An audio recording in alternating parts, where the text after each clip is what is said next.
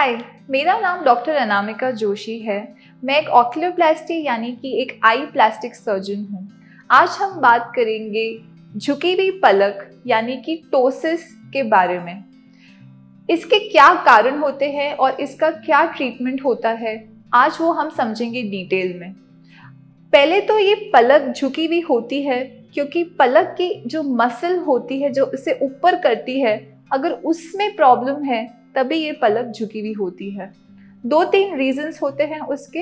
एक तो जन्म से ये मसल जो है वीक हो सकती है, जिसे हम बोलते हैं कंजेनाइटल टोसिस। अगर जन्म से सब कुछ ठीक था और बाद में ये पलक झुक गई है तो उसका मोस्ट कॉमन, सबसे कॉमन कारण होता है कि मसल का अपनी पोजीशन से थोड़ा स्लिप हो जाना। वो स्लिपेज अपने आप भी हो सकता है और कभी कभी अगर किसी ने बहुत ज़्यादा आँख को रब किया हो एलर्जी की वजह से तो भी मसल हल्की सी स्लिप होके पलक झुक सकती है। उसके अलावा अगर नस की प्रॉब्लम है जिससे हम बोलते हैं न्यूरोजेनिक टोसिस, या अगर माइस्थेनिया एक बीमारी होती है जिसमें मसल वीक हो जाती है, तो ये भी कुछ कारण होते हैं, लेकिन ये उतने कॉमन नहीं है। मोस्ट कॉमन कारण होता है जन्म से मसल का वीक होना या मसल का हल्का सा स्लिप हो जाना।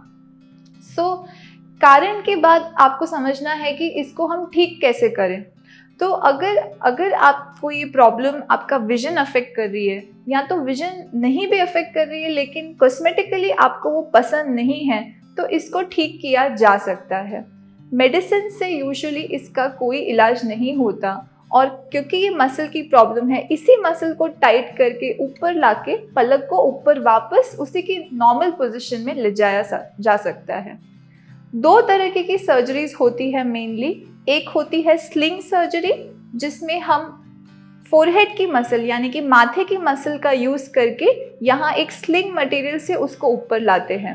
बाहर से कुछ दिखता नहीं है, वो स्लिंग मटेरियल अंदरूनी साइड से होता है और उससे पलक लिफ्ट हो जाती है। ये सर्जरी हम तब करते हैं जब आपकी मसल बहुत वीक हो, आपकी पलक ज़्यादा झुकी हुई हो। अगर आपकी पलक हल्की सी झुकी हुई है तो इस सर्जरी के जगह इधर की पलक की मसल को ही टाइट करके एक नेचुरल रिजल्ट लाया जा सकता है, एक नेचुरल सर्जरी से, जिसका नाम है लिवेटर रिसेक्शन सर्जरी।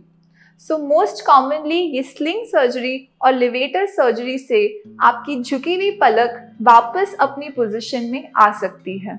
ये सर्जरी के रिजल्ट्स यूजुअली काफ़ी अच्छे होते हैं। इस सर्जरी में आपके विजन को यानी कि आपकी आँख की दृष्टि को कोई नुकसान नहीं पहुंचता है।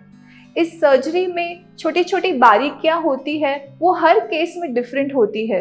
यानी कि आपका मसल एक्शन कैसा है, आपकी पलक कितनी झुकी हुई है, उसके हिसाब से हम आपको उसकी फाइन बारीकियां, कि जब आप नीचे दिखेंगे कैसा दिखेगा, आप स्ट्रेट दिखेंगे, वो सारी बारीकियां हम आपको आपके एग्जामिनेशन के हिसाब से ही बता सकते हैं।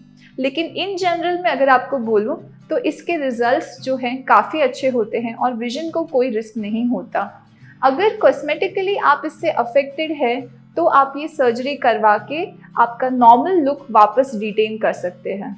ये सर्जरी अगर आप करवाते हैं, यूजुअली ये सर्जरी 1 घंटे की होती है। हम पेशेंट्स को उसी दिन सर्जरी के तुरंत बाद डिस्चार्ज कर देते हैं। 1-2 हफ्ते तक वहाँ सूजन रहती है।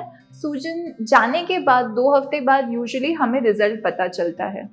और कई बार इस सर्जरी में हमको थोड़ा सा रीएडजस्टमेंट करने की भी ज़रूरत पड़ सकती है, जो ज़्यादा टाइम नहीं लेता है।